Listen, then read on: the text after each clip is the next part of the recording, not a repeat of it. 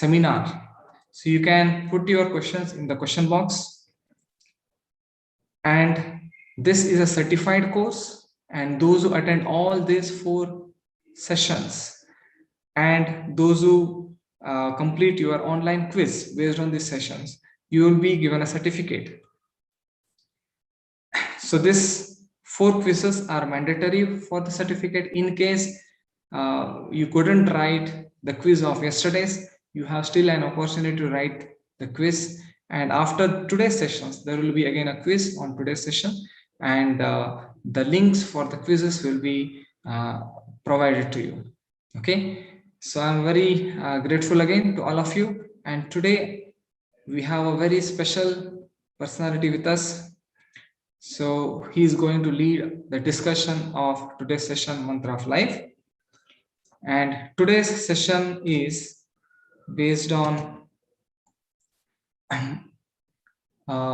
it is about mysterious universe, and in this mysterious universe there is a mastermind, so who has a great contribution, or you can say he is the one who is you can say mastermind behind the mysterious universe. So that's the course title today, session title today.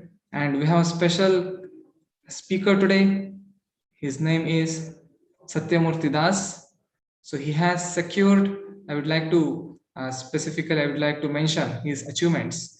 So he had secured engineering Karnataka CET rank of 38, and so medical Karnataka CET rank of 65, and in AIEEE, so he had secured a rank of 280. And he had, based on his rankings, he got NITK Suratkal Electronics and Communication branch. So BTech course in NITK Suratkal.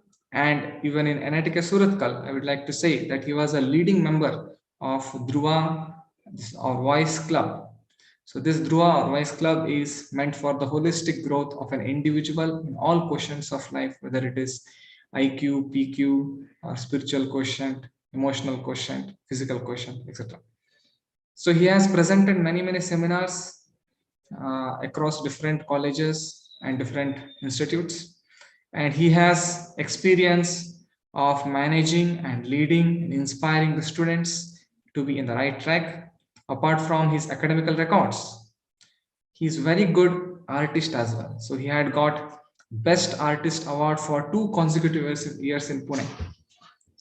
So he has served as application engineer in Oracle India Private Limited, Bangalore, and he was also a senior software engineer in IBM India Private Limited.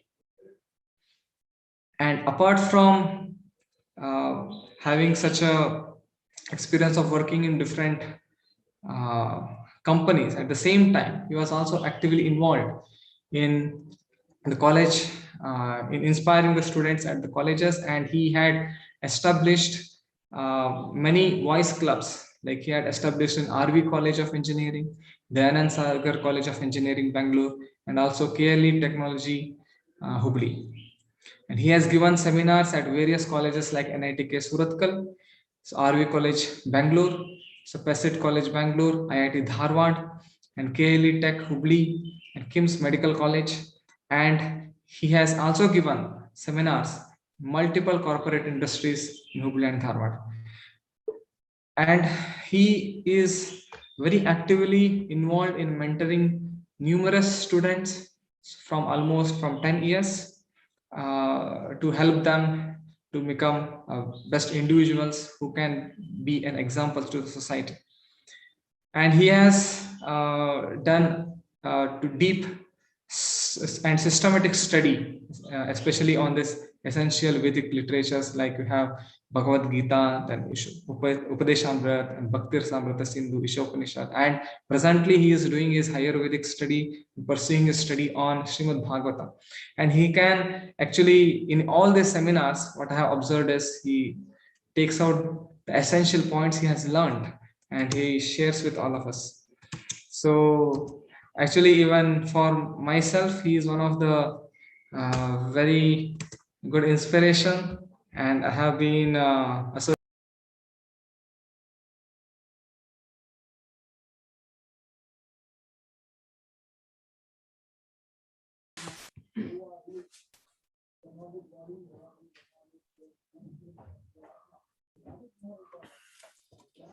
Hare Krishna. So I would like to thank Mr. Santosh Bhatt, who was my very close friend since NITK times. And I also would like to welcome you all, and I hope my voice is very clear to you all. So if it is clear, yeah. Okay. I think Santosh, yeah. I think you may want to tell something.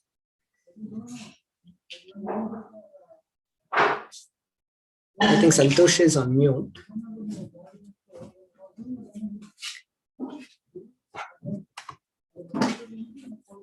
Yeah, sorry.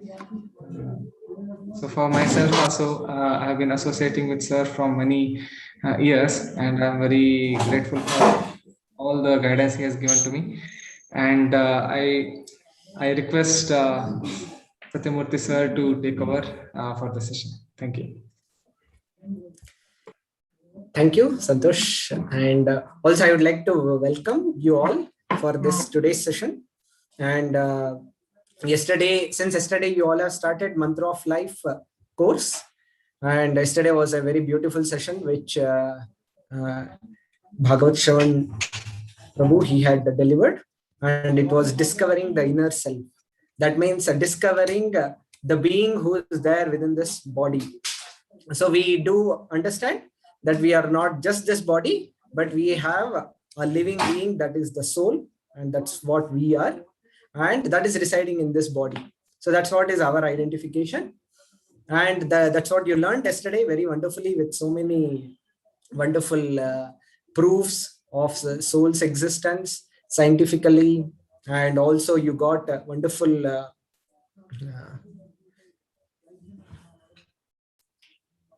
and also you had got wonderful insights on how this concept of we understanding soul can help us.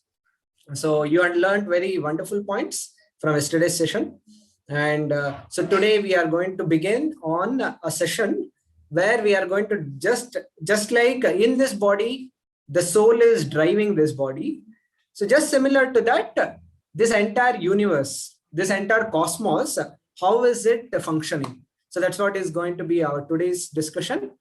Who is that being who is driving this entire universe? So that's what is going to be the topic of today's discussion. So now, so there is one announcement that those who have any questions or any polls that would be asked during the session, so you all are kindly requested to see the chat, and in that there is a link that is given of Slido. So you all can keep that link open on your device for any of your questions that you may have. You can keep noting down your questions, and that questions would be answered at the end. So you please keep yourself very up to date and alert on whatever questions that you may have. Keep posting it, and also any questions that would be asked during the session, you can answer it on the slide. Okay, so let us begin. So I'd like to begin with a short prayer. So let us recite this prayer. Om Ajnana Timirandhasya Jnananjana Shalakaya Chakshurunmilitam Yena Tasmai Shri Gurave Namaha. Nama Om Vishnupadaya Krishna Pristhaya Bhutale Srimate Bhakti Vedanta Swaminiti Namine Namaste Saraswate Deve Gauravani Pracharine Nirvishesha Shunyavadi Paschatya Deshatarine Jaya Shri Krishna Chaitanya Prabhu Nityananda Shri Advaita Gadadhara Shri Vasadi Gaura Bhakta Vrinda Hare Krishna Krishna Krishna Hare Hare Hare Rama Rama Rama Hare Hare. Okay. So hope all of you could get that Slido one ready, and that link is already shared. So now let us focus on what we are going to learn for today. So I was just mentioning how just like in this body there is a being that is the soul who is driving this body. So just similar to that, let us try to understand how, when we observe the nature, we can see that there are many, what do you say? There are clouds that are showering the rains, you can see, and there is sun who's shining bright in the sky, and there are grains that are growing, and then there are flowers which are blooming, and then there are fruits which are ripening, mountains, they're full of minerals. So if we observe all this, do you think that is there anyone who is doing all this, or they are naturally happening? We see that nobody is doing, nobody is making the sun rise, and nobody is making the sun give out, making evaporate the water and give out the rains. Nobody is making.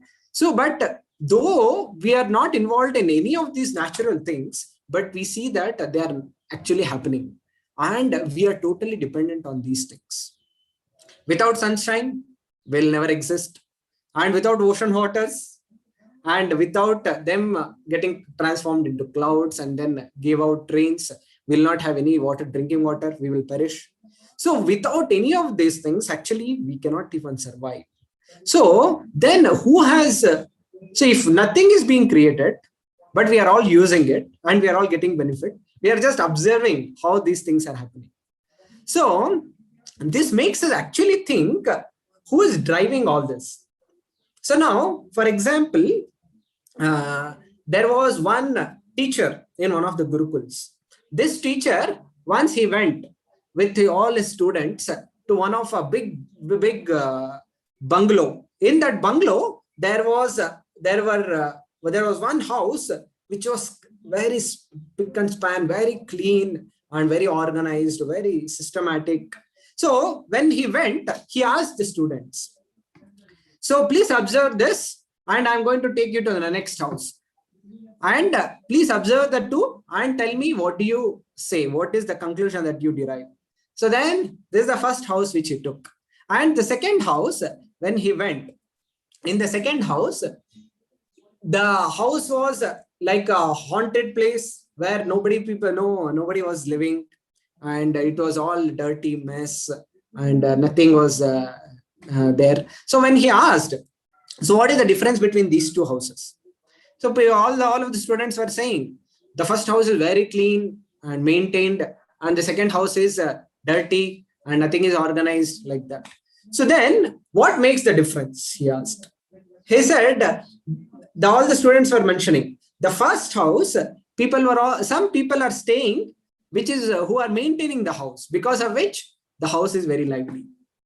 And in the second house, nobody is staying. That's how the house is dirty and so many things. So just like that, in this universe also, when we observe, then the Guru mentioned, the teacher was mentioning to all the students, just like that, in this world, in this universe, we see that many things keep happening. And what does this actually show? That there is somebody who is actually making this universe as a lively universe. So just like that, if I give you an example, you take a magnet and you take a paper piece with so many iron filings on it, and you move with the magnet, you move, and you can see that all the iron filings are also moving, isn't it? So just similar to this, you may also have seen a puppetry show. So in that, a small boy may just go and ask the father, and he may ask, so I'm seeing that these small dolls, they are moving so nicely. How is it possible? And then the father will tell, okay, yeah, you are able to see that the dolls are moving, but much more important than that is there is a puppeteer who is making these dolls move, without which the dolls will remain just like that without moving. So just as we keep these two examples, one is the example of a lively universe, which the Gurukul teacher was teaching the students, and the second example of a magnet, which is making all the iron filings move. But when you view from the top, you will not see magnet moving, you will only see iron filings moving. And very similar to that is the puppet show, where the dolls are only visible for the audience, that the movement is visible, but the puppeteer is not visible. Just like that, we can actually, we can observe in this world also there are many things that are happening without any of our control. So, but how do these things are happening? So what is making all these things move? So that is the main point which we are going to learn today. So who is the being who is making the entire universe move? Who is the puppeteer of this universe? So that's what is going to be our today's discussion. So I'm going to share with you all this presentation so you all can have a look.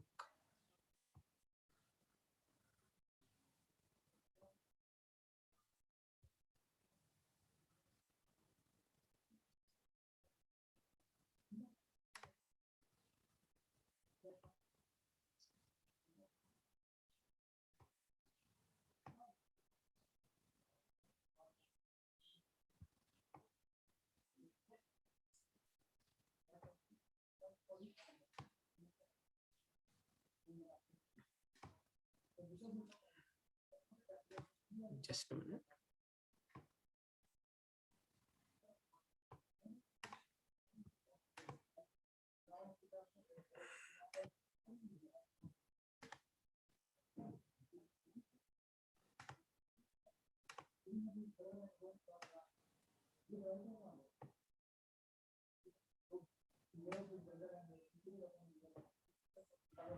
Is this visible clearly to you all?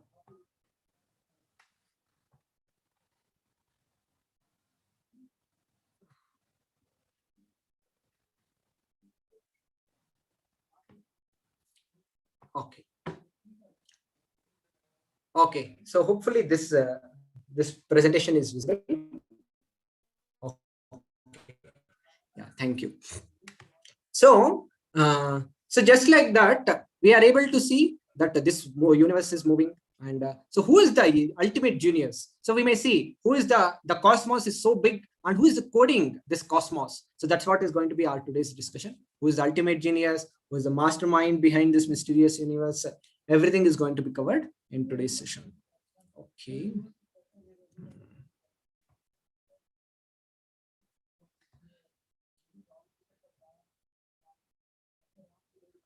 So if we observe, by observing this world, we can see that there is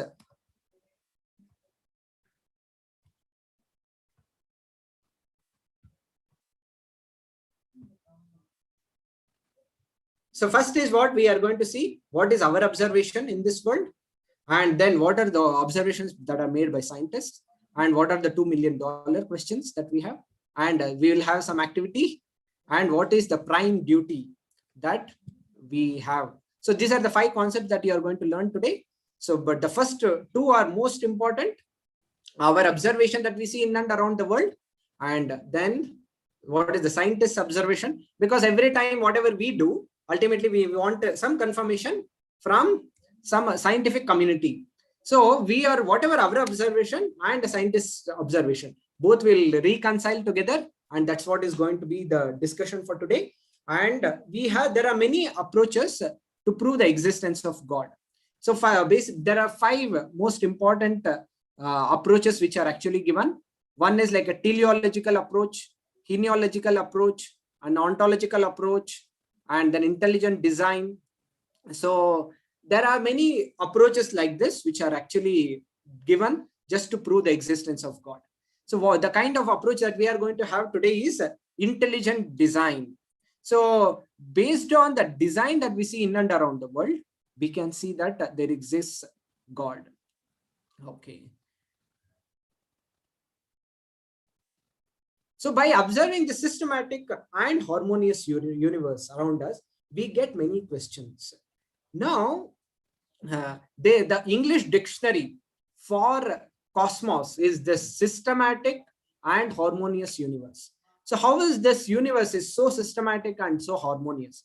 Harmonious when we mean there are many elements which come together and work together to give out some purpose. For example, just like you can see sun, who is evaporating the water and they're forming into clouds, and the wind is blowing the clouds, and then it is going to different regions, and there is a rain shower. So, and again, all the rivers are flowing and they all reach ultimately different parts of the earth, so that water could be given, and ultimately it reaches ocean. So if you can observe just one simple example which I mentioned, like that, there are many things which are coming together and which are making it harmonious. So when we look at all this, many people do get a question: does God really exist?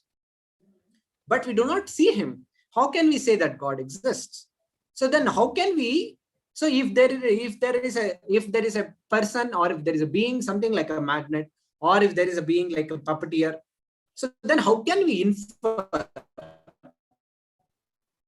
that God exists? So in one of the colleges, when I was giving a presentation on the same topic, in one of the college, the student was very intelligent and he raised a question hand and he said, sir, if you tell me that God exists, okay, then you have to prove to me that God exists by bringing him here and making him visible in front of us.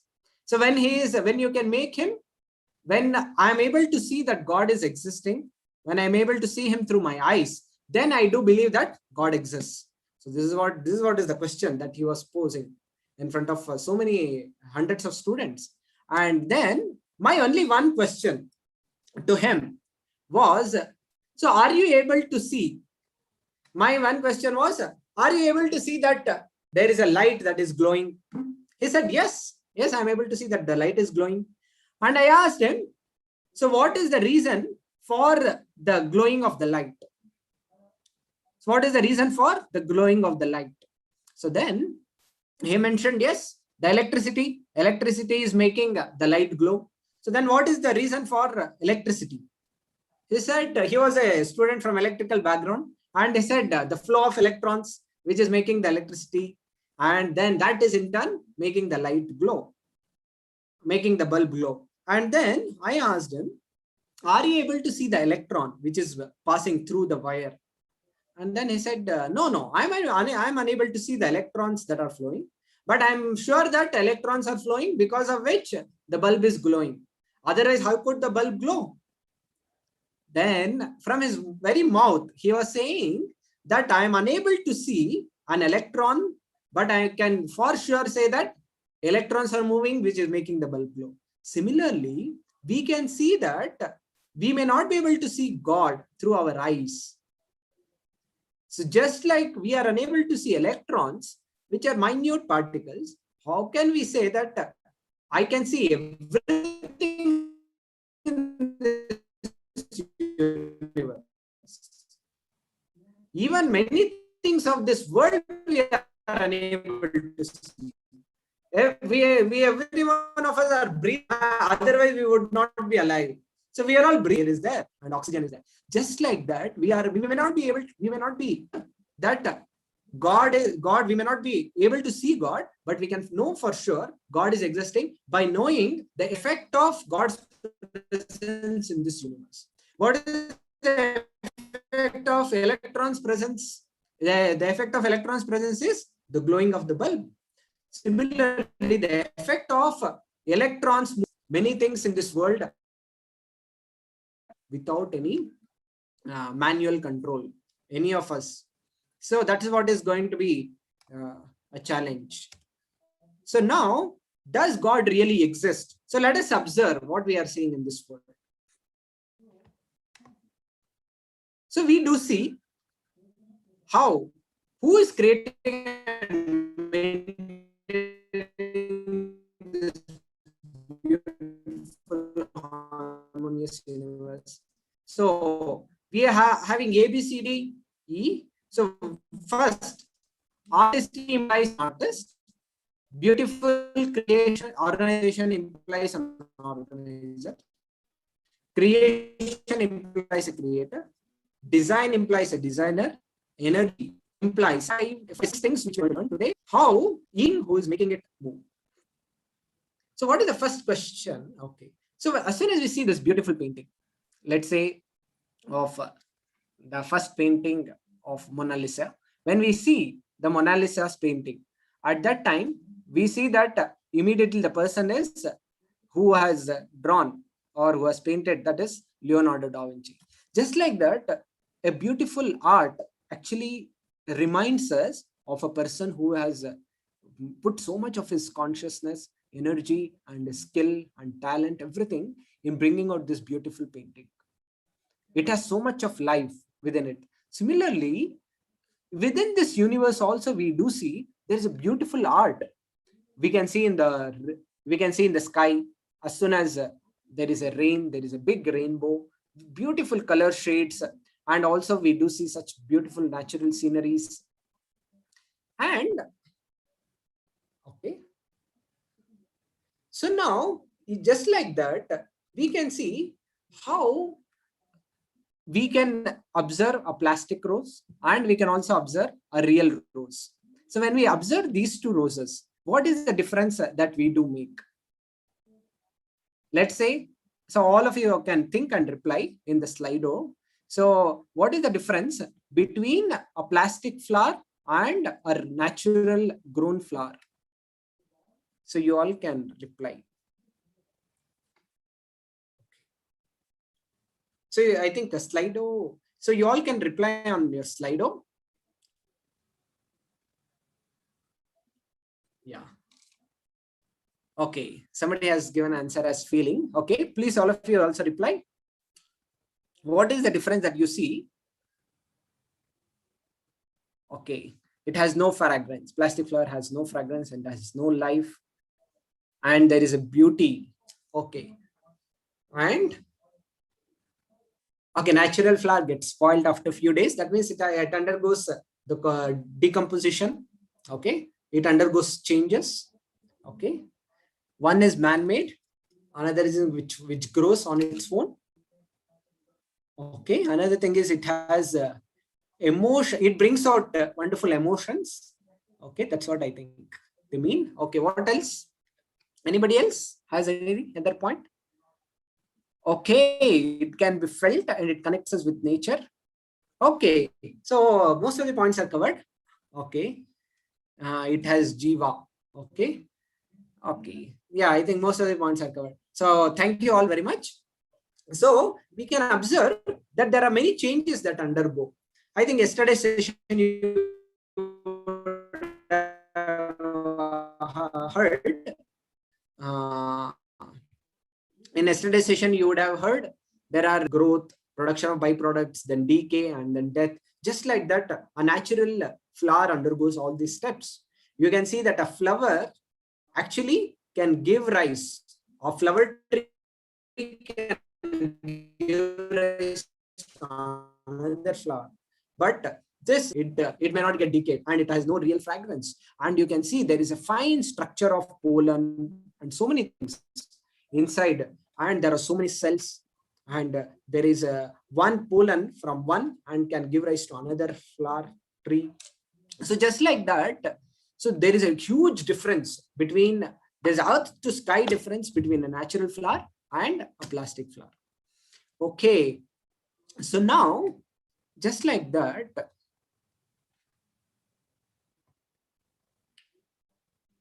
so who, if we are able to see that a person has made this plastic rose, then who has made a flower, a natural flower, which is so much delicate, which is biologically so complex, and it has such beautiful fragrance, wonderful, and it has such wonderful shape and form.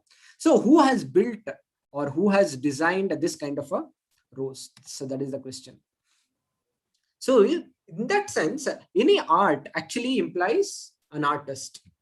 So just like that, in this universe, when there is artistry, that implies a very great artist. So who is that artist? So that is the question. So you all can watch this.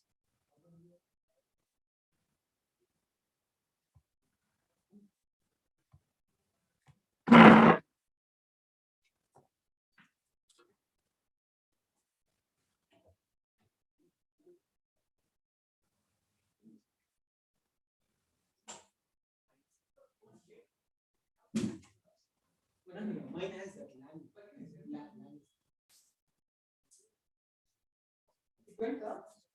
Actually, in between it is getting cut.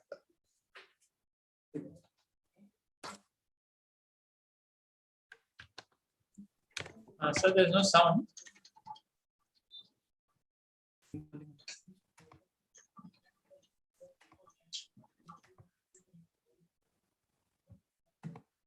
coming. It's coming.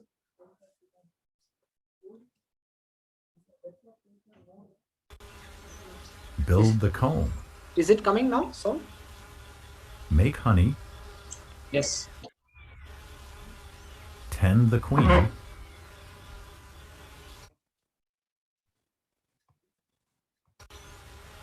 And feed the larvae.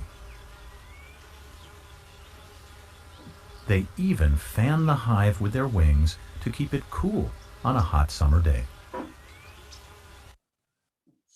okay. So this video, we were observing how there is an organization that we can see even in nature. So there is a, so there actually what was being mentioned in the video is how these honey bees, they're actually building such a big, very wonderful honeycomb for the purpose of storing the honey. So just like that, and it has so much of mechanism, all are coming together and they're all working on different items, and just to make the honeycomb very secure for the honey. So, and it is said the honeycomb is a most wonderful storage that is available throughout the universe. So how such honeybees are able to come together and organize, and even if there is a subject in electricals where students study the networking, how ants come together and they build an ant hill. So how with wonderful organization they do build. And let us also watch one more video, how spiders are coming together and building a spider web.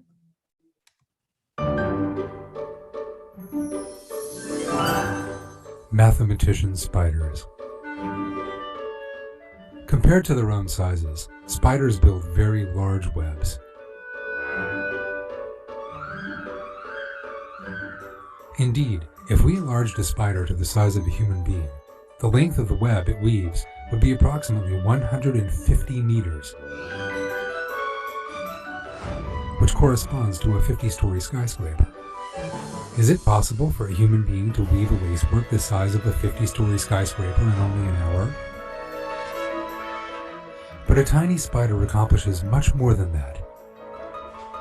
Moreover, the spider-woven web is the sturdiest material in the world. How do spiders weave these webs possessing miraculous features? The spider takes into consideration many factors while weaving a web hundreds of times larger than its own size. This task demands at least some calculations essential in constructing a building. For the accomplishment of this work, first the spider must draw a project like an architect, for a construction of this size, design, and sturdiness cannot be accomplished without an architectural project. Once the project is drawn, the spider must calculate the lifting capacity of each part of the web like an engineer, otherwise the web cannot remain suspended. In order to design such a web and make such delicate calculations, the spider must be more qualified than a college graduate. Indeed, there is not a university that provides education to the offspring. Following their birth, they begin to produce silk, weave web. Okay. So in this video, actually you just learned how the spider's web, the web material which is there, it is said that is the most toughest material. And that material, how they are so intelligently designing. So you can see in everything in the nature, anything that is coming out with such a wonderful phenomena that is happening, or a wonderful manifestation, or let's say a wonderful product that is coming out in the nature, has such a wonderful a person who is there behind it, who is making it happen. Just like that, you may have a phone with you. You may have a smartphone. As soon as you get a smartphone, you'll immediately ask, which company smartphone is that? Isn't it? So just like that, because the company, when you say this is the, let's say it is a Nokia company, or whether it is a Redmi company or any company like that, there are people who are designing the motherboard, they are designing the entire software, everything. So based on which the entire wonderful product that is coming out. Similarly, in the nature also, so many wonderful things are seen. So who is behind them? Who is the organizer behind them? Okay. So we see many wonderful things that are being created by man. There are sleek cars someone has manufactured, like the tender computers and the watches were designed. And then there are wonderful architectural marvels. And then there are buildings. Okay, shouldn't in this universe also there be a super intelligent creator? So this implies what? So just like that, there are many wonderful creations that are happening by man and that are visible to us. So in this universe also we do see many wonderful creations. So shouldn't there be a wonderful creator? So in this connection, I would like to just tell.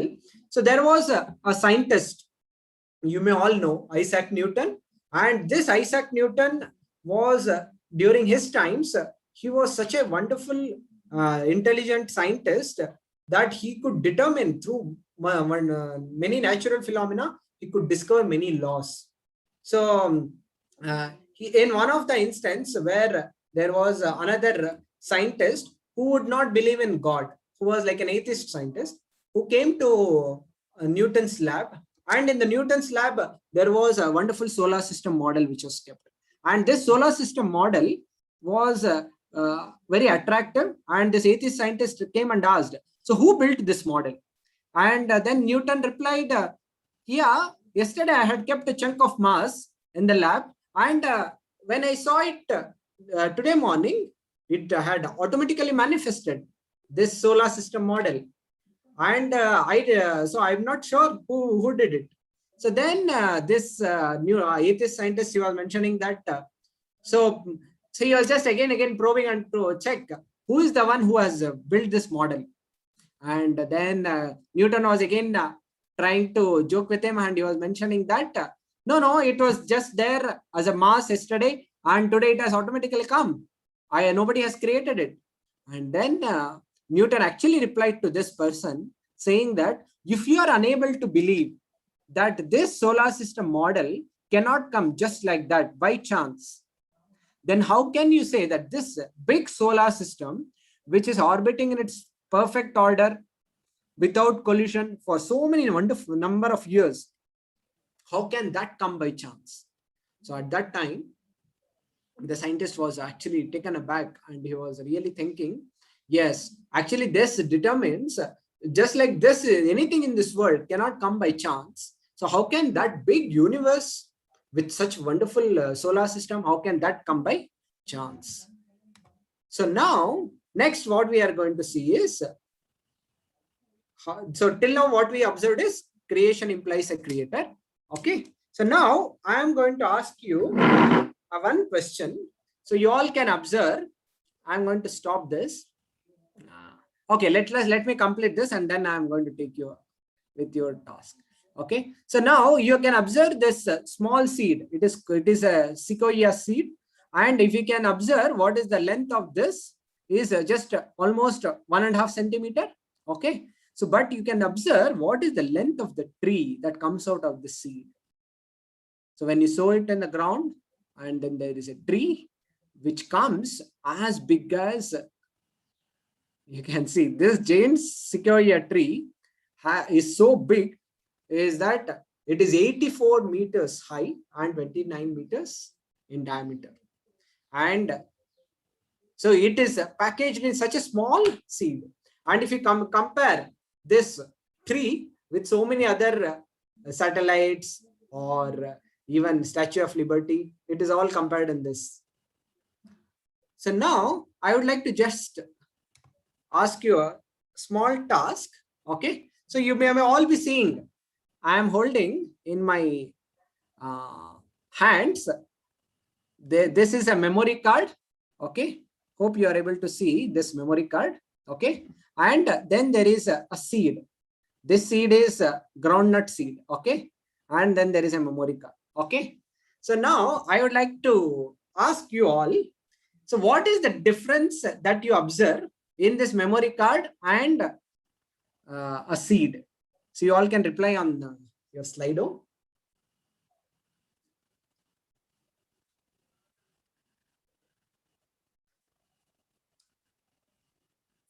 Yeah. What is the difference that you see in memory card and seed? Okay, memory card has a limited memory. Okay, seed doesn't have. Okay, you also can please reply how the seed doesn't have a limited memory. Okay, okay, others also can keep replying. So the shape is different. Okay, the seed has life. Okay, seed has life. You mean what? It can create a new life, but the memory card cannot create. Okay, wonderful. It is made natural. Okay, both are creations, one of man and God. And then seed is created by nature and good. Seed has a great potential to bring out life. Yes, that is same thing as seed has having life. Okay, seed is living. Okay, I'm looking for some more points.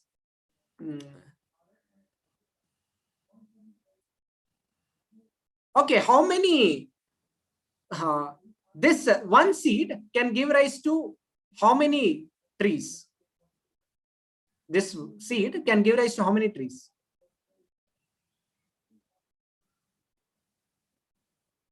Okay, I received an answer one. Okay. Okay, somebody has replied unlimited. Yeah. Okay. Okay. Okay, very good answer. I'm not sure who replied. Unlimited. Okay, infinite. One seed on seed and so on.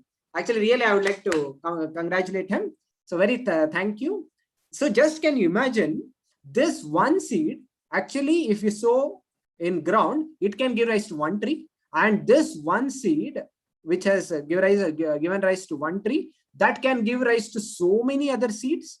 And those so many seeds, you sow it in the ground, it gives rise to n number of trees, and they give rise to n number of seeds again. So it becomes such infinite. And can you imagine that infinity is stored in just this one seed? Can we have that kind of a thing in memory card, where whatever you may build, but ultimately it is going to have some limitation? And you may say 10 GB, 32 GB, or 64 GB, whatever it may be. It has some limitation, but God has created just one memory card, a seed, which can store such unlimited capacity of seeds, unlimited trees in just one seed. So that is the beauty of God's creation. Okay, so let us continue.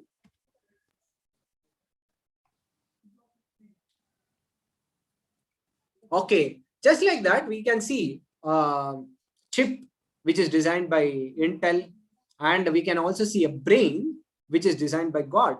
So it is said the human brain, actually the one cell in a human brain, actually it can store.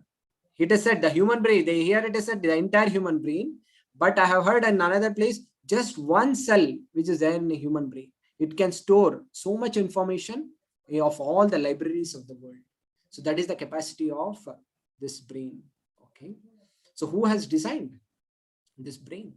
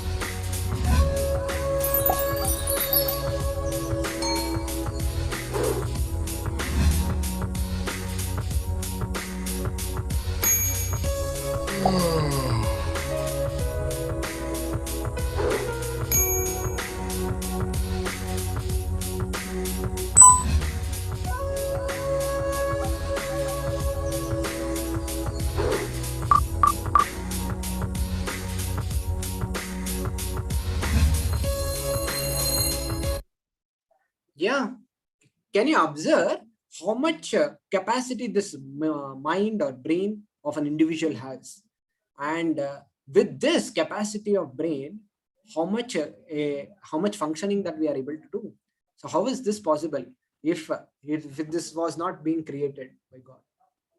Okay, so now So now, even if you see, so till now, what we are observing is day-to-day things. But now, even if you see in the micro world, even if you see in the micro world, there are DNAs, and then there are lattice structures, which we'll keep observing one after another. So even in the micro world, we are able to see this molecule of life, DNA, which has such a fine structure, which has such a fine design. Everything of a human being can be determined just by his DNA. So who has designed it? So then there is a lattice structure, and then there are totally 14 lattice structures. So now this one lattice structure, graphite has one particular and diamond has another. So now there is a slight change in the bonding, molecular bonding. Actually can transform graphite into diamond and diamond into a graphite.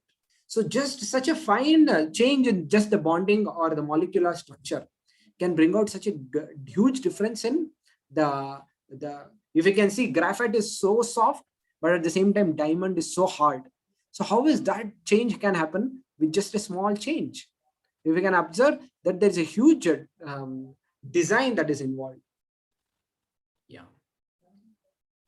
And even if you see, even if one wants to launch a satellite into the cosmos, there are so many people who are working around the clock just to make sure that everything is going on in its perfect order.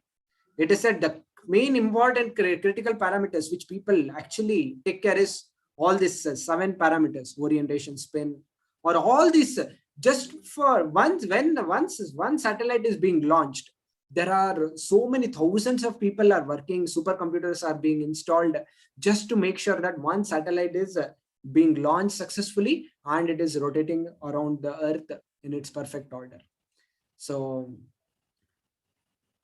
now, even if we observe the cosmos, what is the speed of Earth around the sun? It is, can you imagine, 106,000 kilometers per hour. So we usually, when we go in a bike or on a vehicle, as soon as the speed goes beyond 80, 100 or 120, sometimes even in the best of the cars, when it goes beyond 160, people actually become very much fearful. Though you may feel little comfortable, but though you may feel, even the best of the cars, you may feel little comfortable, but still you're always afraid, and sometimes the vehicle also shakes. But can you imagine, the earth is moving at this capacity, in this speed, but still you are able to sit peacefully and hear to this session without any disturbance. So that is such a wonderful creation that God has made on this earth. So till now what we observed is how there is a meticulous design in the cosmic world, cosmic world, and also in micro world. So that's what we could see. Now, who is in control of all these planets? So is it NASA or is it ISRO? So just like in this world, there is a traffic man that is required just to control the traffic. So once I was just passing by on one of the roads, and when I was just passing by, I was traveling with my one of friend, and he saw that there is a red light, and just like this, the traffic police was not visible, but a red light was visible. So this my friend was just seeing whether traffic police is there or not there, and he just went ahead without even seeing, and immediately there was a whistle, and police was asking to stop, and then the police came and he asked, so aren't you able to see that there is a red light? And he said, yes, I was able to see the red light, but only thing is I was not able to see that you are there. So if you were there, I would have stopped. So people can see that in this world, so even if there is a signal, people may not stop unless there is a person who is there to maintain the law. So there may be a law to stop by a red light. So to maintain that law also, there is a person that is required to maintain. Just like to create a law or to maintain a law, there is a person that is required. So similarly, to create a law of that all planets should rotate in perfect order, they should not collide with each other. So to build an orbit and even to maintain the planets around the orbit, There is a person that is required. Who is that person? So that's what is the question. So marvelous designs that we do see in the nature. So this is a very important video. So you all can reply. What do you? So already there is an inference. So this is called God's fingerprint. So let us observe this. Around 1200 AD, a man named Leonard Pisano, better known as Fibonacci, discovered a sequence of numbers that created a very interesting pattern. The sequence begins with the numbers 1, 1, 2, 3, 5, 8, 13, 21, 34, and continues indefinitely. Each number is obtained by adding the last two digits together. A rectangle with a length and width of any two of the numbers of this sequence forms what is known as the golden rectangle, a perfect rectangle. A golden rectangle can be broken down into squares the size of the next Fibonacci numbers down and below. If we were to take a perfect or golden rectangle, break it down into smaller squares based on Fibonacci's sequence, and divide each with an arc, the patterns begin to take shape. We begin to see Fibonacci's spiral. The spiral in and of itself is insignificant. Its importance is revealed in where we find it. Take, for example, the sunflower. The display of its florets are in perfect spirals of 55, 34, and 21, the sequence of Fibonacci. The fruitlets of the pineapple create the same spiral based on the sequence. The pine cone does the same. As currents move through the ocean and the tide rolls onto the shore, the waves that bring in the tide curve into a spiral that can be mathematically diagrammed onto a plot at the points 1, 1, 2, 3, 5, 8, 13, 21, 34, and 55. Buds on trees, sand dollars, starfish, petals on flowers, and especially the nautilus shell are formed with this exact same blueprint. With each segment of growth, the nautilus adds to itself one more value on Fibonacci's scale. This blueprint can be seen around us on a small scale every day, but the greatest example of all is directly above our heads. At an average of 100,000 light years across, even the spiral of the galaxies above us are formed with the exact design that the tiny shell is formed. This sequence or blueprint appears to be the trademark of a designer, a proof of a creator, something left behind indicating the one who was there, a fingerprint. As we scan our universe from the tiny flower to the awe-inspiring galaxy, we see the fingerprint of God. As you know. Okay. So what we could observe is, just like in this world, there is a very wonderful design. If you see, there is a design pattern which God is following in so many creations. So who is building up this wonderful design? So there must be somebody called God, somebody a designer. So different people may call it with. So somebody may call it with different names. So we will all observe at the final end. We will all summarize everything together. Okay. So the design implies a designer. Okay. Okay. So also we can observe what is we are able to see that this entire Earth planet is receiving so much of heat, light, and everything. And because of which the entire solar system is able to function just because of the presence of sun. And what is the capacity of sun? So that we can just observe in this video.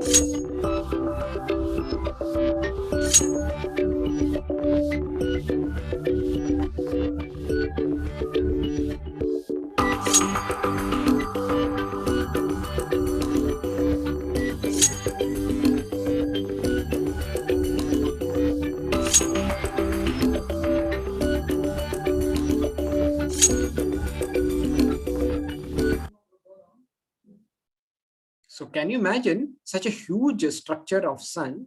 So so the entire energy of the sun is coming with, and the entire source of all the energy that we see in this world is actually due to the sun. So who is creating the sun? What is making all we may say that there is a nuclear chain reaction that is happening. but who is building all that reactions to happen? Okay, so it is said the energy emitted by sun at 1 second is equivalent to, it is much more than all the energy that we have consumed throughout our history. So that is the amount of energy that is building. So here, if suppose, let's say we are sitting in front of a window and studying, and as soon as somebody is playing a cricket, and immediately there is a ball that comes and hits the window, and it breaks, and the window pane breaks, and immediately the first question that you may ask is what? You will ask, who hit the ball? Your question will be who hit the ball? And then you will immediately want to find out a person who is responsible for hitting the ball. So that means your natural thought process is there is a person who is behind, who is giving the energy to this ball, which came and hit the window pane, and that's what is causing the window pane to break. So similarly, the energy, if so much energy is there in the sun, who is the energetic person who is giving the energy to the sun? So that is the question. Okay, so energy implies an energetic. So in the world that we see, so till now we studied 5 aspects. A, any art implies an artist. B, beautiful organization implies an organizer. C, any creation implies a creator. And then D, any design implies a designer. And then E, energy implies an energetic. And the last part which we are going to say is any flawless laws, they imply a lawmaker. Okay, in the world that we are able to see that everyone has their own schedule. Just like this session was about to start at 12 o'clock and end at around 1:15 to 1:30. Okay, so then there is a time that is actually designed, or the time is being allotted by a person who is actually coordinating the entire event. So similarly, you may have a college which starts at 9:30, 10 o'clock, whatever time. So there is a person who is actually administrators who are there in the college who are actually designing the time schedule. So just like that, in India, let's say you're traveling, there is a traffic law that you should keep to the left. And when you go to the US, you should keep to the right. So that means, or you may say a 2020 cricket match, there is a cricket team council who is designing the laws or the game for the game. So, or if you see, so this is what we observed in something which are created by man. And if you see in the nature, also there are many laws. You can see there is a law of elements of based on the electron count. And also you can see in the world, gravitational law. So now there was, you may know the famous story, how Newton, when he was there in sitting under a tree and he was studying, and then there was an apple which fell on his head, and the apple, when it fell on his head, immediately that there was a thought, and that thought was what he was thinking: how anything that is thrown up in the air, it immediately falls on the ground. What is the cause, or what is the reason? At that moment, he was actually discovering that there exists some gravitational force which is bringing everything down. So now he was sure that there is a law which is making everything move. So, but one of my another college friend was there. He was mentioning that instead, because all this physics, chemistry was all so much cumbersome to read, he was saying that I am feeling that instead of an apple, there should have been a stone which would fall on his head. Then there would not have been any physics, laws of motion, or laws of gravitation, nothing for us to study and break our heads. So we might be thinking that how all these natural laws can be generated. So behind all these natural laws, there exists a person who is building all this.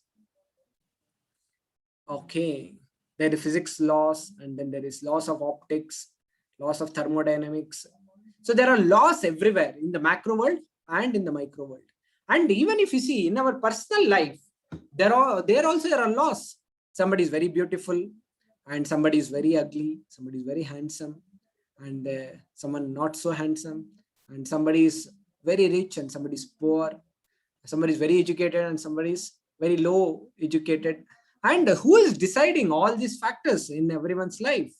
You can see that there are sometimes people actually think that a child who is born, he is born with a silver spoon in his mouth, and there is another child who is born in a construction site. So what is the reason? That child did not do anything wrong. So then what is the difference? So who is deciding who's supposed to take birth where? And because of this, most of the people also have another question.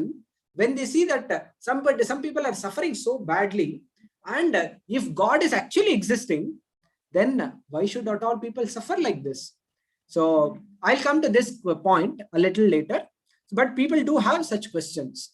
So who is deciding behind all these things?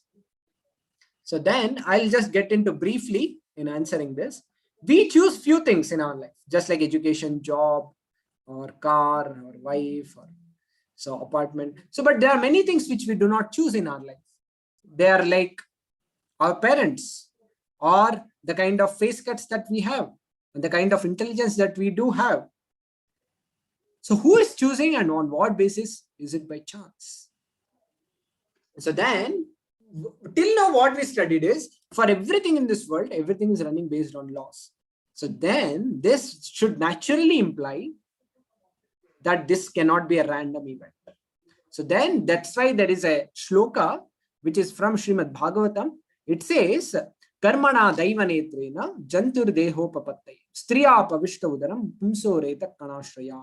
So that means there is a law of karma that is, which is invisible. Just like you have read the Newton's third law, which says for every action there is an equal and opposite reaction. Karmana daivanetrena. That means that somebody is watching the actions and they are giving the reactions. So that's why it is said for every action there is an equal and opposite reaction. So that is not applicable only for a force, that is also applicable in our personal lives. So just like you may be walking on a road and you may be upset with a person who is just coming opposite, and you may give a tight slap to him on his face, and what kind of a reaction that you expect immediately? You will expect an equal and opposite reaction. You can expect a similar slap on your face. So similarly, in this world, when people actually are suffering, that they may not see that their actions have come. They might have done a similar action in past life, which is resulting to that action. So there is a law of karma which is driving everything in this world. So now let us go into scientists. What do scientists say?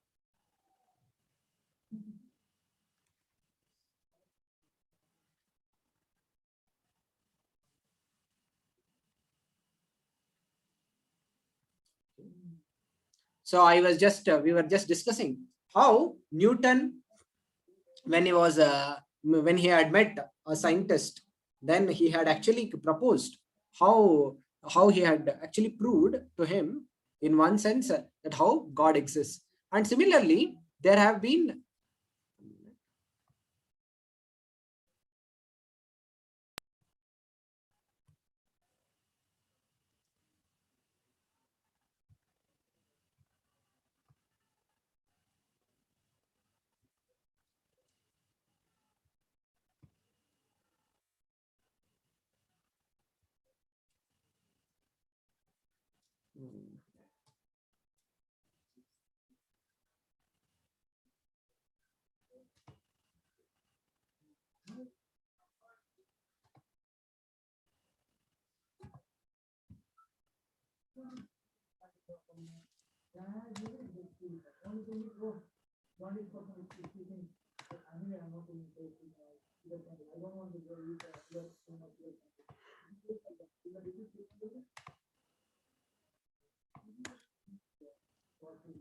so I had been there is a scientist who was Pascal. He was mentioning a little of your science can take you away from God, but more of it can take you closer to God. And there is a Kelvin who have also made a similar statement. He was mentioning that if you believe science, It will force you to believe in God. So let me go to the PPT.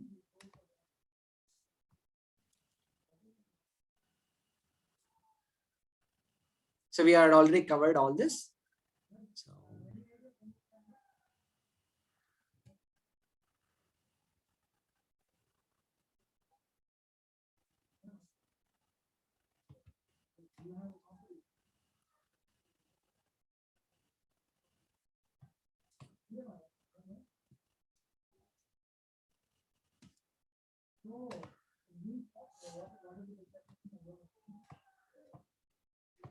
So, so this is what Einstein says. The Lord God is subtle, but malicious he is not. So that means God is there. Even Einstein is believing. And then, so this is a very big thing, which he says that actually we are able to see so many things in this world, but through science, we cannot understand what is pain, the emotions that we undergo, all this beauty we cannot understand.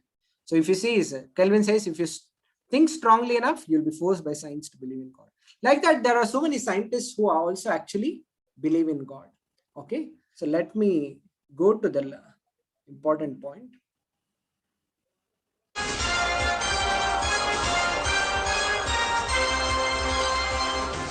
So, if most important question that we need to ask is, what is the origin of the universe and what is the purpose of the universe? These are the two most important questions that will be answered today. So, what is the origin of the universe? If you see, is it a big bang, or is it a big bang, or a chance, or an intelligent design?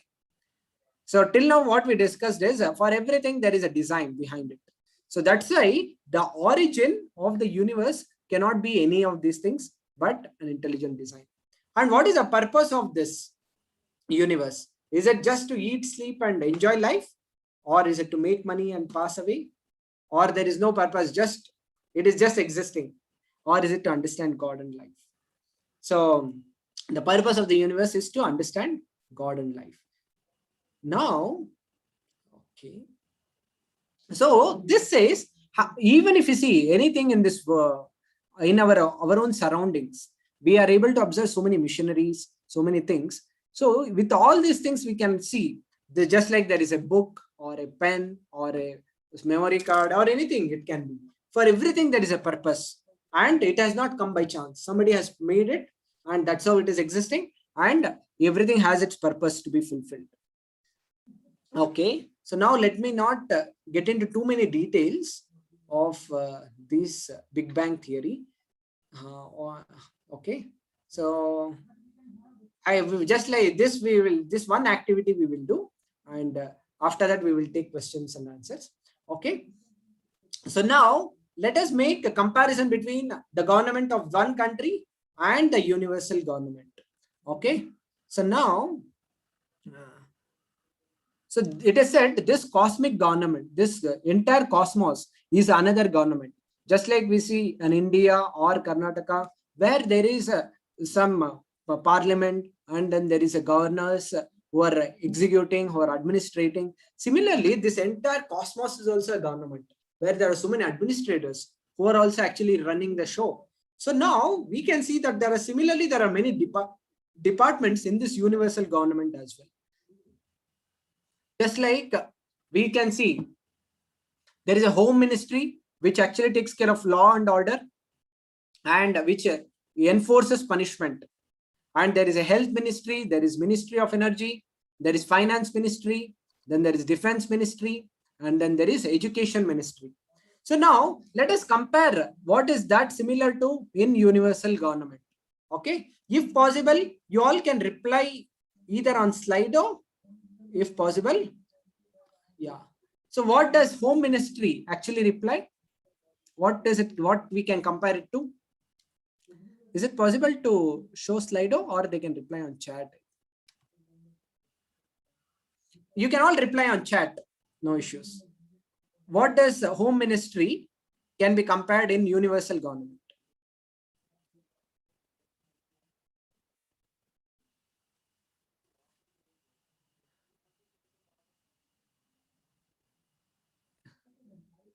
Okay, is chat enabled for all? Okay. Okay, laws of nature.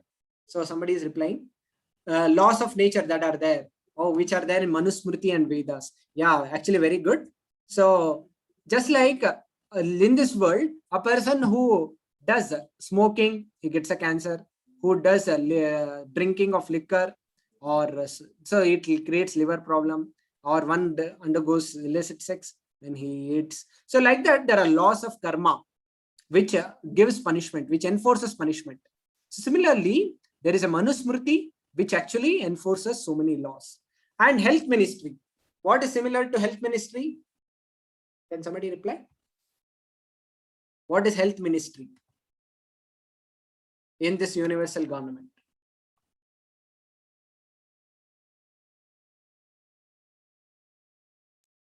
Okay, forest. Okay, you all can reply on Slido. What is health ministry? Yeah, forest, which has so many herbs also. Yeah. Anything else?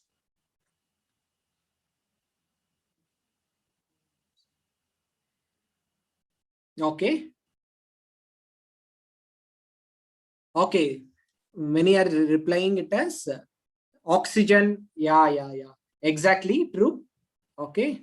So now, okay. What is for Ministry of Energy? You all can reply. What is Ministry of Energy? Can you all reply? What is Ministry for Energy? I think you can continue in the same chat. Yeah. What is Ministry of Energy? Yeah. Sun, moon, earth's core. Yeah. Very good. Yeah. This is Ministry of Energy. What is Finance Ministry? What is Finance Ministry?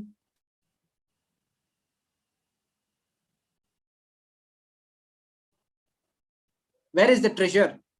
Okay. He is the administrator who is a treasurer. Okay. Free things that we get from nature, material. Okay. What is considered as the most natural wealth? What is natural wealth? Which people in the earlier days would have minerals, okay, woods, Lakshmi, that means money, okay, time, okay, nature, air. Usually gold, silver, all these minerals also, people would consider it as natural wealth. Okay, good. And then what is defense ministry? What is defense in the nature? What is defense ministry in the nature?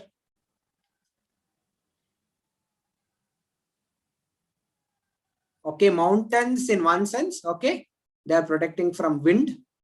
Okay, spikes, I'm not sure. Okay, WBC, yeah, that is true. WBC, ozone layer. Yeah, wonderful. Himalayas defending India. Okay, thank you very much. And last one, what is education ministry in universal government? What is education ministry?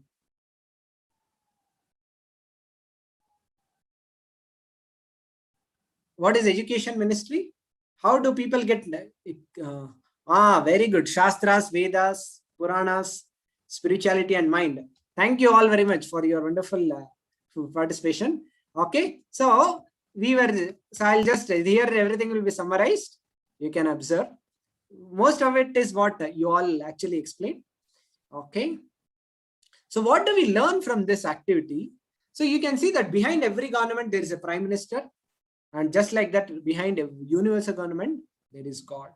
Prime minister who maintains and controls one individual country or a territory, just like that God maintains and controls this whole universe.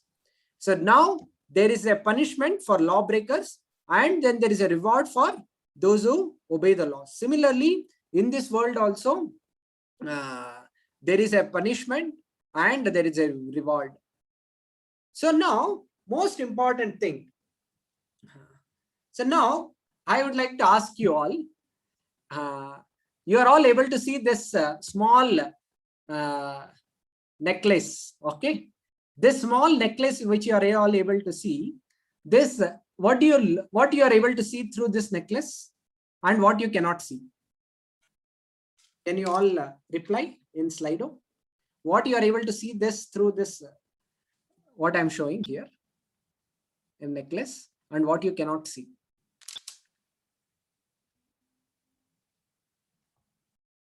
Can you all reply on the Slido? What you are able to see in this necklace? Okay. Somebody is replying. Can Slido be shown? Okay. Somebody is saying pearls. Okay.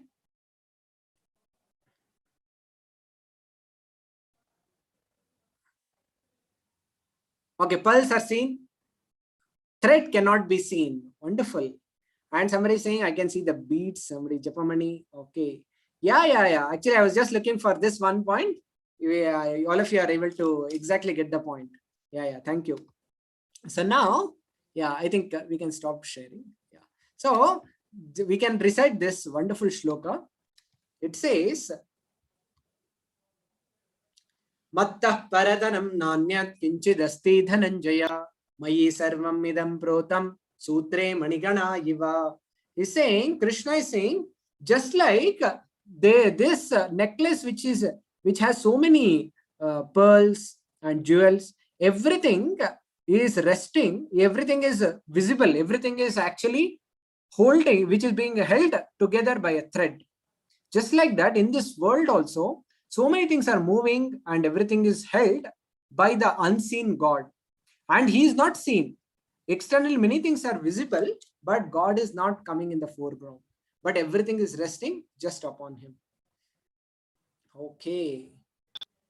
So apart from this, what I would like to, okay, last one slide we will do. And then I would like to just bring out one more point. So after learning all this, what we should do? We should use our intelligence to appreciate the great creation of God.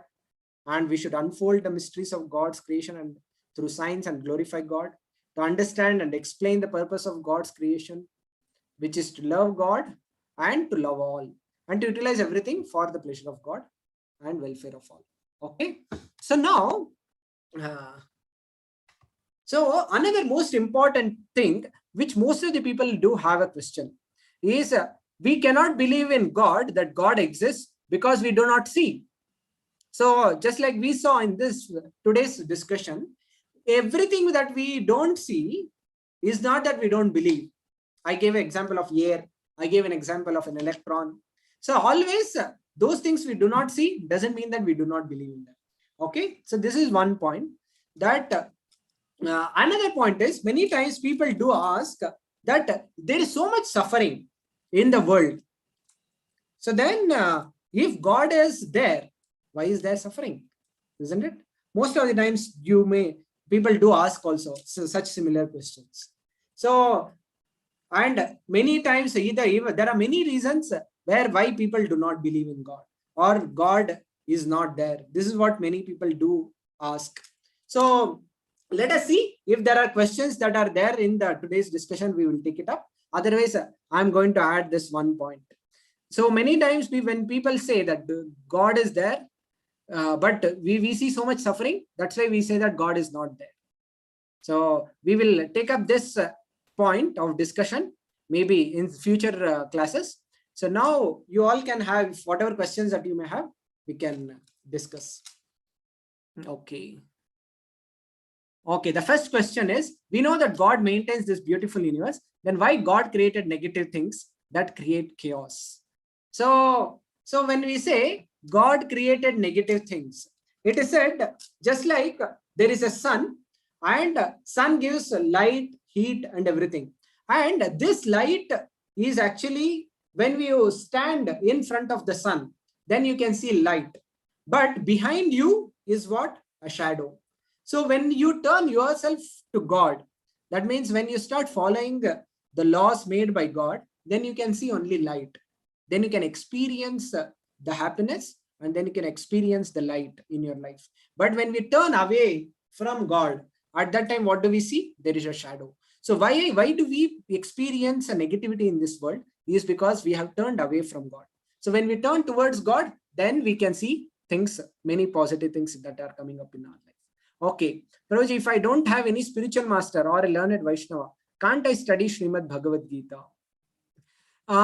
It is best, because any book or any, let's say you want to master any subject you'll need a teacher. Let's say you just want to learn something on your own. Yeah, you can learn up to your own limit. But if you want to excel in it, you need a guidance and a coaching by an expert person. Then only you can become an expert. Similarly, if you want to understand Bhagavad Gita very deeply in your life, you'll need to be coached by somebody who is already expert, who has studied deeply. Okay. Yeah, that. So if you should try to get some spiritual teacher who can help you understand it. Yeah. The time when the evil demons were on earth, why only Lord Vishnu took incarnations and came on earth? To kill the evil demons. Because only he is the one who he's only God. And there are many other administrators as well who are called demigods. Demigods means devatas. Devatas are appointed administrators for ruling this entire universe. So they also do kill demons at their own level. Just like in an organization, when a major decision has to be taken, a CEO of a company comes in. But there are small discussions and small decisions have to be made.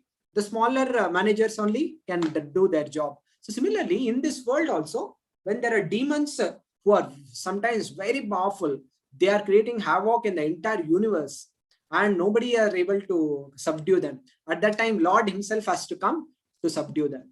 Yeah. Okay.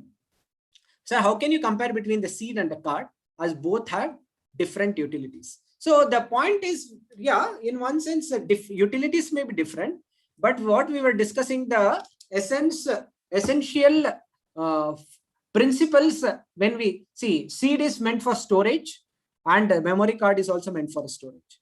But the memory card is meant for storing different things and the seed is also meant for storing some particular their own things. But the kind of design that both the storage systems have been built on. So that's what is our discussion. So are we able to create a storage which is able to replicate and produce without any intervention? So that kind of intervention, that kind of invention has not been done. And it is not possible because it has life. Life cannot be created. Life is always existing. Okay. Are all devatas, are all devas, but why only Shiva as Mahadeva? So it is said, we will actually understand this in future sessions in more detail. So for time being, I would like to just say that there are, see, always you can see in any organization, there is a hierarchy. Isn't it true?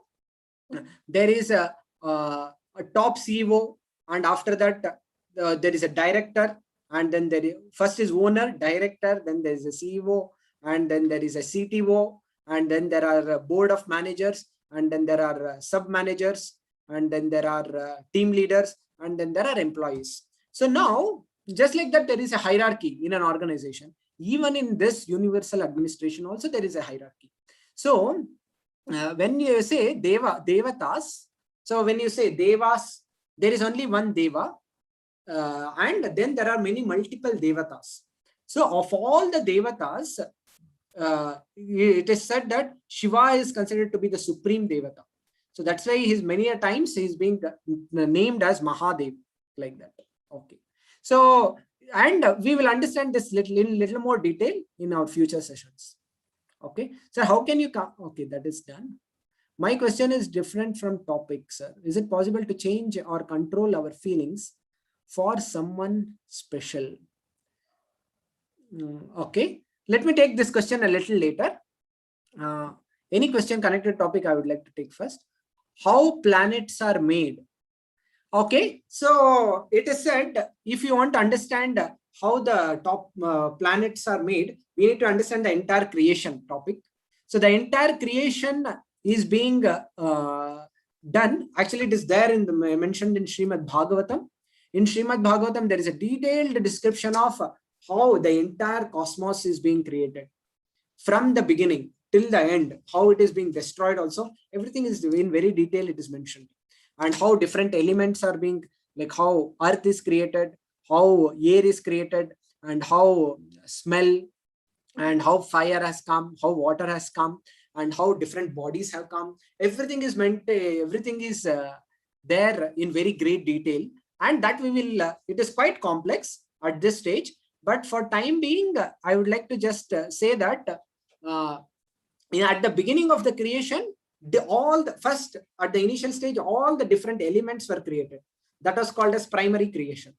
And at a secondary level, all the individual elements and individual bodies and all were merged together. So that was called as secondary creation. So that's how all the planets, everything comes in primary creation. Okay. Okay, fine. The second point, sir, God created only universe, but he did not create Vedas and Jivas. Is it true? Okay. So God has created only universe. Has he only created Vedas and Jivas? Okay. This point, it is said, first let me talk about, he created the universe, so that we are all aware. And what about the Vedas? It is said, all the Vedas, everything has come from the Supreme God, who just because when he wanted to give the knowledge to the creator, secondary creator, that is Brahma, when he wanted to give the knowledge of this entire world to Brahma, he gave it through Vedas. So through Vedas, he was actually, it is said, Tene Brahma Hridaya Adi Kavaye Muhyanti Yat Surayah. It is said, to the heart of Brahma, Lord actually delivered the entire Vedic knowledge. So that's how Vedas are actually also coming from the Supreme Lord to Brahma. And Brahma, then later he is giving that knowledge through Parampara. That you will understand in the fourth session, how God is giving the knowledge through Brahma, and then Brahma to many other beings, and how ultimately it is reaching to all of us. And then second point which you asked about Jivas, that means all of us. How are we created? So Jivas, like we all, actually are not created, but we are existing eternally with God. Just like you can see, when there is a fire, the sparks are also there existing in a fire. So can you say that sparks are created at some point of time? The sparks are existing simultaneously with the fire. Just like that, we are also existing simultaneously with God. We are simultaneously eternal with God. Only our bodies are created time to time. Okay, I want to meet God. So that is a question. How? So actually, I would like to, really, it's a wonderful question. And I would like to thank you for having such a wonderful desire. And you're also asking the means. So that is actually very wonderful. So it is said, even let's say you want to meet any person in this world. Let's say you want to meet Narendra Modi. Now, how can you meet Narendra Modi? So if at all you want to meet Narendra Modi, you need to know, first of all, what is he going to be impressed by? Then because of which he'll be ready to give you an appointment to meet him. Isn't it true? So first of all, you need to learn what is Narendra Modi wanting, and what is he impressed by, and then you can do some actually tangible work, because of which actually you can get an appointment to meet him. Okay. So now, first of all, let's say you want to meet God, then you need to know what is God wanting. And second thing is, we also need to know God cannot come just by our demand. Now, can we ask Narendra Modi just to come in my front and then be visible to me? Then I'll believe that Narendra Modi exists. So there was one Westerner rock star. He was actually making a big claim that God, if he exists, let him come in front of me, and then I'll believe, then I'll show to the entire world that God exists. And if he doesn't come within a 10 count, then I'll prove to the entire world that God does not exist. In a big auditorium in front of thousands of people, he made this claim. And to the surprise of everyone was surprised, what is he going to do? And then he started counting 10, 9, and then finally 3, 2, 1. And to the surprise, or actually no surprise, so God did not come. And then everyone was now more surprised. They were all thinking, so now what is he going to say? So he was declaring that God does not exist. So now how foolish it is to accept this. Now, even with just a mere person, we cannot even apply this. Sometimes one cannot even make one's own child to come in one's front. You may keep shouting at the child, and child may be keep doing his own activities, or he may be playing. He will not even come. And what to speak of an official? You may make a demand. Why should he come in front of us? So then what to speak of God? If at all we want him to come and be visible, then we should be ready to do something so that he'll give an appointment. So similarly, Narendra Modi, if at all we want to meet, we should be ready to take an appointment. For that, we should do something. Similarly, if we want to meet God, we should do something.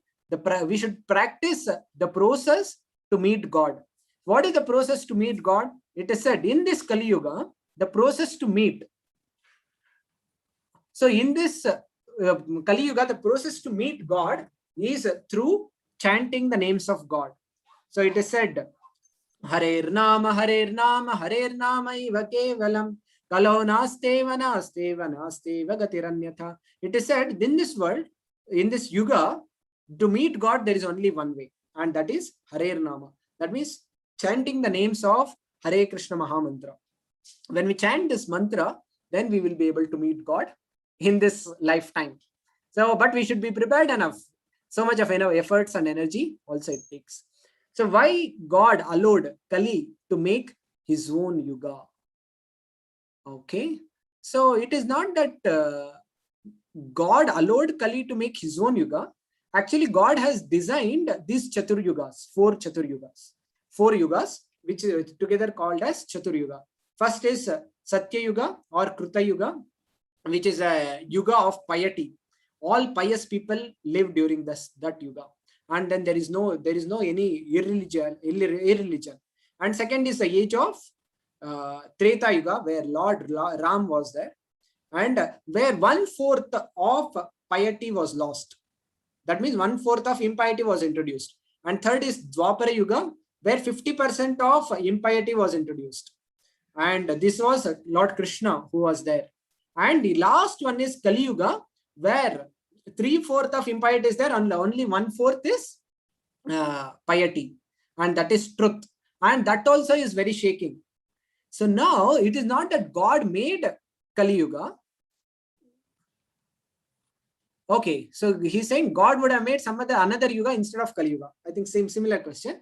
So it is said that God is actually giving an option for all the living entities to have their own, because the living entities are there in this world to enjoy according to their own propensities, according to their separate desires from the Lord. The living entities are there in this earthly planet to enjoy something separate from God. So God has to give them an opportunity to make. So Kali Yuga is an age where you can see even in a classroom, sometimes all the toppers or all the good students, they actually keep getting progressed to different standards, and they keep going ahead. But you can see there are some backbenchers who always sit in the back bench and keep sleeping in the classrooms. And also they may not sometimes even pass their exams, and they keep continuing 2 years, 3 years in the same classroom. Similarly, Kali Yuga is an age where all backbenchers who could not complete their self-realization in first 3 yugas, Satya Yuga, Dwapara Yuga or Treta Yuga, they could not complete. So they are all remaining in Kali Yuga. So that's how the age, Kali Yuga is an age where all backbenchers live. So that's why there is so much of chaos, and that's how we see that so much of negativity also in this age. Okay. So why God does not create life on planet other than Earth? So it is not that. So now on what proof do we say that there is no life on other planets? Even scientists themselves are also not. They also do not make such a claim. They also say that we are not sure, because for some time they say that yeah, there exists some life on Mars or on Moon, like that. And after some few years, they say that there is no life. And after a few years again, they come back and say that the environment the atmosphere looks like it is favorable for some living creatures to be existing. So they themselves are not completely sure. But when we hear from such statements and we make some decisions, we are also not sure. But if we can take reliable knowledge from Vedas, which has a statement which is never disproved till now. So, but actually, Vedas say that there exists life on other planets as well. And even whether you say moon, or whether you say sun, or whether you say different planetary systems, there exists living beings. So about this, you will be able to understand little more in detail in future sessions. Okay. Next question. In Kali Yuga, Lord will take birth to kill Kali, and afterwards Satya Yuga will start. Like that, it will continue, right? Then again in Kali Yuga, do Kali will be there? Yeah, it is said, Krishna is saying in Bhagavad Gita, for every yuga, actually, as soon as there is a irreligion that is dawning in this world, and then there is a decline in the religious practices, God says, I am going to incarnate in every yuga. Krishna says, Paritranaya sadhunam vinashaya cha dushkritam dharma samsthapanarthaya sambhavami yuge yuge. He says, in every yuga I am going to come, and in every yuga I am going to incarnate. Is Goloka really existing? Goloka is what? The Loka, which is a topmost planet even in the spiritual world. So Goloka means the planet where Lord Krishna personally resides. It is a planet which is the highest planet in the entire spiritual creation. So that planet, so how do we know whether it exists or not? Surely you cannot launch a satellite to go. Even we are unable to launch a manned mission to even Mars or anywhere. So we are able to launch some satellites here and there unmanned, but surely you cannot launch to Goloka to see whether it is there. So what is the proof then? So that's why it is said the proof for most of the things in this world is we cannot just determine based on our own sensory perceptions. This you will learn in next Saturday's session. What should be the basis for our proofs for whatever we do in this world. The proof is not just based on our vision, because most of the things we are unable to see. Then what is the proof? The proof is based on what is there in the Shastras or Vedas. Vedas become the proof for our Goloka. Okay. Okay, next. I think we do have so many questions. I'm so much amazed seeing all of your wonderful enthusiasm. So which is the question that I should take? Top one. I get to know the things that are going to happen in my family way before it actually happens. Be someone's death or birth or anything. Why is this so? Actually, this is something called as premonition in English. So that means it is said sometimes you can also see. Okay. I'll just reply to that one question. That if you are getting to know there are some things which are happening even before, that means there is some sense which you have acquired, because of which you are able to detect some things which is just about to come before, and that is called as premonition. And this is actually in the cycle of reactions. You can see when you do an action, there is a reaction that is going to come. Isn't it true? Just like a person smokes, and then there is a reaction that is going to come, but there is a time gap between an action and a reaction. When he smokes, after some 10 to 15 years, he can expect he has difficulty in breathing, and after some 20 years, he may develop a lung cancer. So similarly, when he starts getting he has a difficulty breathing, at that time, he can know that he is going to get a lung cancer. So this is a stage of reaction. So when reactions come in our life, they come successively. They may not come all of a sudden at once. So even before a person arrives at death, there are many warnings which are coming to a person. He may this may be aware. Sometimes the person is able to realize himself that I may not live for long. Like that, some people are able to get that reaction. They are able to find out that there is a reaction that is going to come for me. So that is actually a good thing. So that means we can know and we can be prepared also. Okay. So I want to see Vaikunta, how beautiful it is. Okay. So that is actually, I think, a very good point and a very good desire that you have.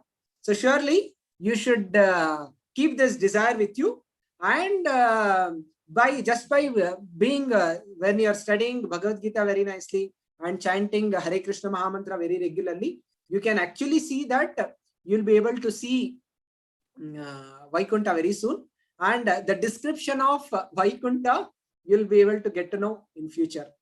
Okay, so I'm not sure, should I take few more questions or should I end? Should I take? Santosh? Okay. Okay. How planets are made is done. I want to see Vaikunta is also done. And can we go down?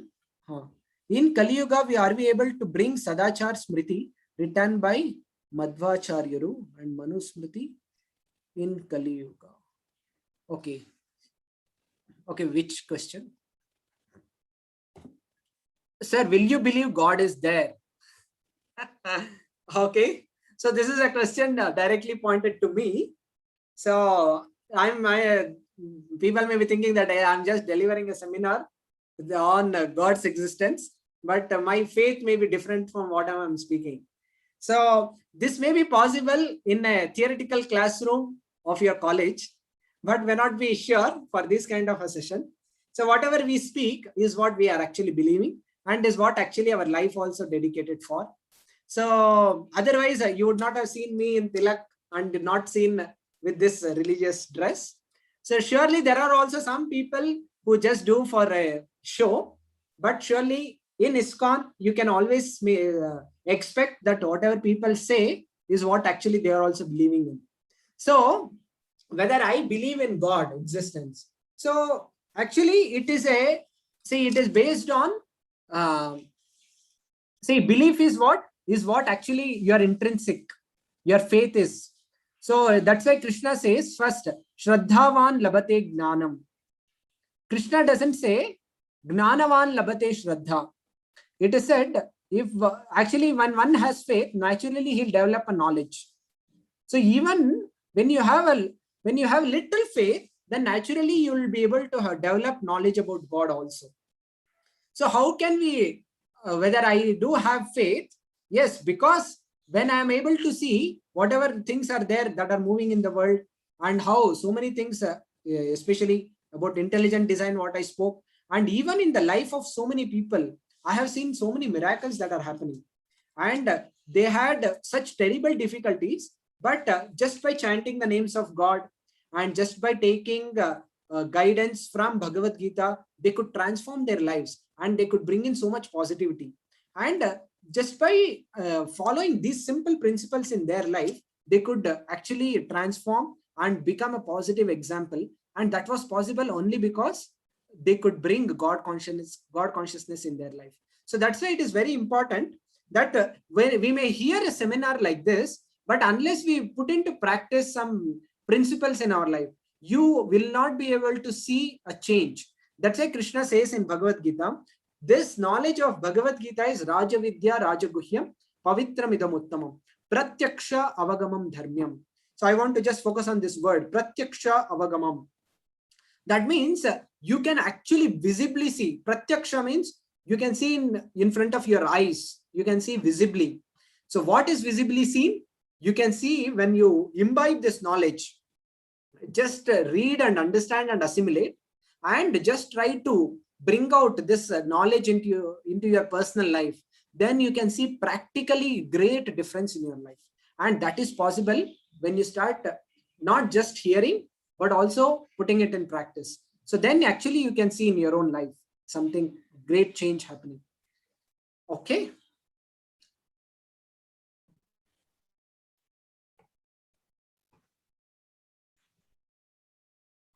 Okay, I think many of you may have more questions. We can take it up on next Saturday.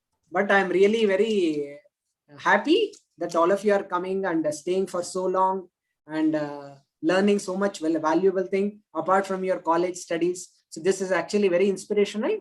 So please keep continuing, and we will be meeting in future sessions.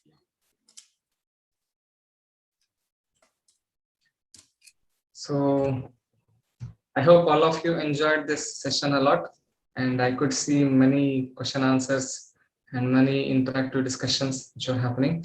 And also, I think Satyamurthy sir also cleared many of the topics with this, and the topics related to